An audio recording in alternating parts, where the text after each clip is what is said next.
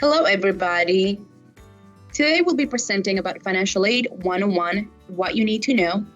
And my name is Fanny Stubbs. I'm the Interim Director of Financial Aid. To start your FAFSA application, you will need to create an FSA ID. The FSA ID is a username and password that are attached to your name, your social, date of birth, email address, and cell phone number. An FSA ID is how you will electronically sign your FAFSA application. If you are a dependent student, you will need one for your parent and one for yourself. Please be mindful that you cannot share the same email address. Having an FSA ID will be the fastest way to sign and submit your FAFSA form online. To start your FSA ID, you will need to go to www.studentaid.gov/FSA-ID. You will enter your email address and cell phone number. You will create a username and password. This username, you will use it on a yearly basis. The password will need to be reset every year. Please keep it in a safe place. You will enter your personal information. As mentioned before, it will be your name, your date of birth, social security number. Take your time when you are typing this information as to not get it rejected. You will set up 4 challenge questions that in case you forget your username and password, then you will be able to reset it. You will need to read and accept the terms. Verify your cell phone and email address. And now you will be ready to enter your FAFSA.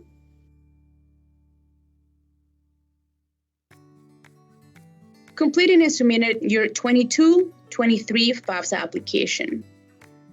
Every October 1st, you will be able to renew your FAFSA application. You don't have to wait until the summer of the following year to apply. For this 22-23 FAFSA, you will need your 2020 income taxes. You are also able to use your cell phone to do the FAFSA application. Once you submit your FAFSA application, if you are selected by the Department of Education for a verification process, you will be contacted by our third-party servicer, Inceptia. Inceptia will reach out to you via email. Please do not ignore them. Please check your junk email just in case it goes there. This information will need to be verified on Inceptia. You have to create an account before you are able to do so. Once the verification is complete, Financial Aid should be able to process your financial aid offers, and you would be able to view it via MyComNet. Under the financial aid umbrella, you can also find scholarships, grants, loans, work-study programs. The 22-23 Federal Pell Grant. Students are able to receive up to 6 years or 600% of full-time aid. For example, each full-time year is equal to 100%. If a student receives aid as a full-time student for the fall semester, the student is using 50% of their Pell. If the student is using or enroll in a half-time for the spring semester, the student is only using 25% of their Pell, which means that they will have used 75% of their total Pell for that particular year, and will have 525% of the total eligibility remaining. The Pell Grant is a need-based grant from the federal government. It is awarded to undergraduate students who have not earned a bachelor's, graduate, or professional degree.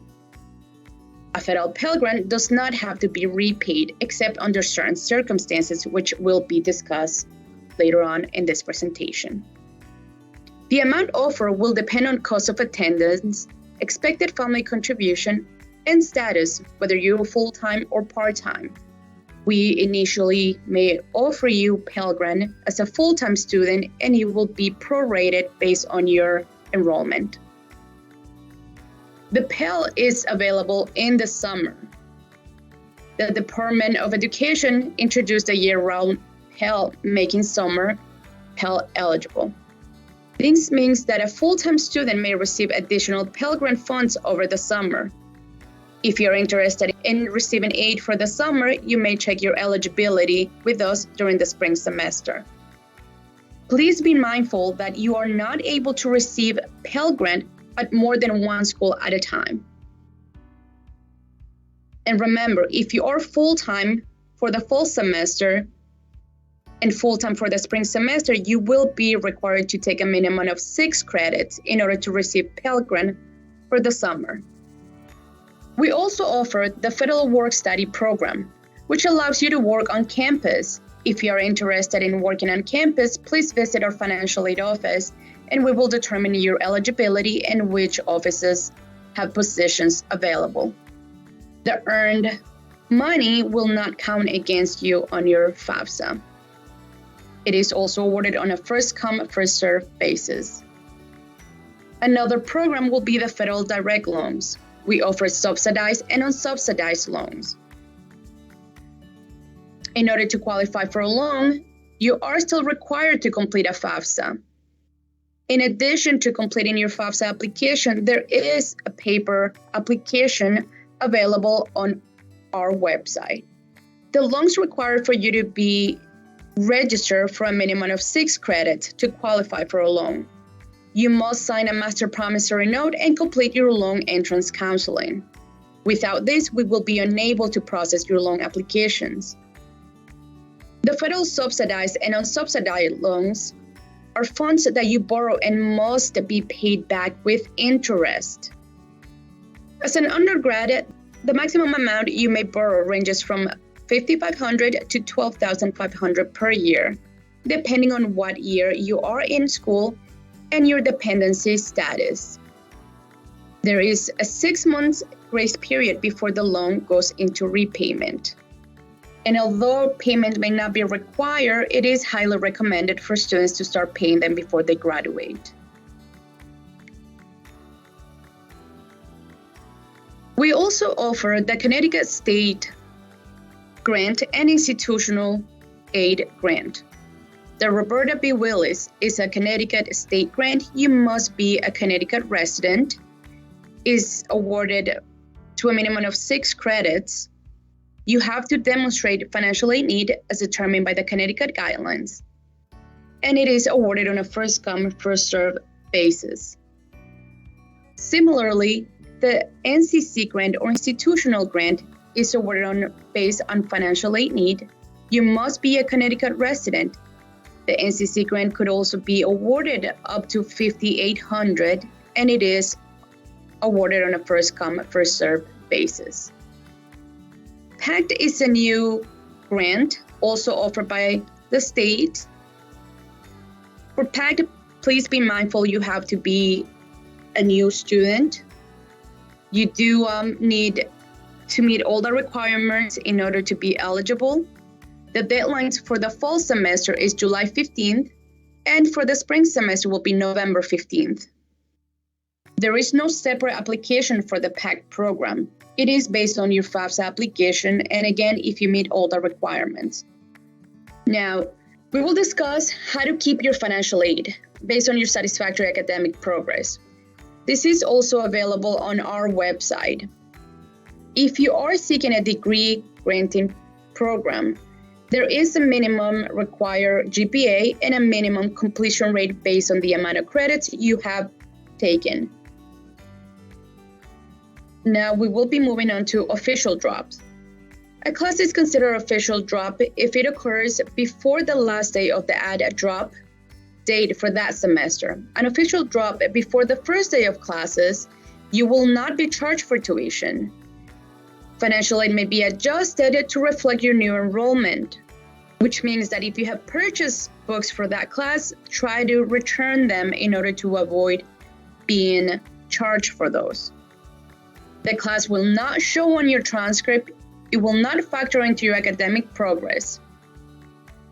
For an official drop after the first day of classes, you are charged $50 per every class you are dropping late. Financial aid may be adjusted to reflect your new enrollment. The class will not show on your transcript, will not factor into academic progress calculation. Withdrawals. A class is considered as a withdrawal if it occurs after the add-drop period for the semester. Withdrawals from some, but not all classes, will show as a W on your transcript, will count towards academic progress calculation as attempted credits, which means that it will affect your pace or your completion rate. In most cases, withdrawals will not impact your current semester's aid, but may impact future semesters. If you withdraw from a class before the semester's freeze date, your aid will be adjusted to reflect your current enrollment and it will leave you with a balance due to the school. Withdrawals from all classes for the semester, it will show as a W in your transcript, will count towards academic progress calculations as attempted credits. Your current semester's aid will be impacted and it will result in a balance due to the school. If you have any questions regarding this, please speak to our office. Do not just withdraw from your classes or stop attending. If you stop attending, it is considered an unofficial withdrawal. The unofficial withdrawal is when students, again, stop attending classes during a semester. It will appear on your transcript as an F. It will count against your academic progress calculation for GPA and your overall completion rate. Your professors will report the last day of participation in class, and based on that date, we will determine what percentage of Pell you have earned. Your aid may be impacted and may result in a balance due to the school. If you need assistance with your application, you may make a virtual appointment or you may stop by our office. You do not need to set up an appointment to stop by our office, but please bring the documents required to apply for financial aid. In this case, it will be your 2020 income taxes. If you're a dependent student, it will be your parents' income taxes and their personal information. Your financial aid is here to assist you throughout this process. Our phone number is 203-857-7023. Feel free to send us an email or stop by our office. Our office is open from Monday through Thursday, 9 to 5, and Friday, 9 to 4. We are located on the East Campus, room 105. Thank you all for watching this video. We hope that this provided some information or some clarification. And if you have any questions, again, please feel free to stop by our office. Have a great day.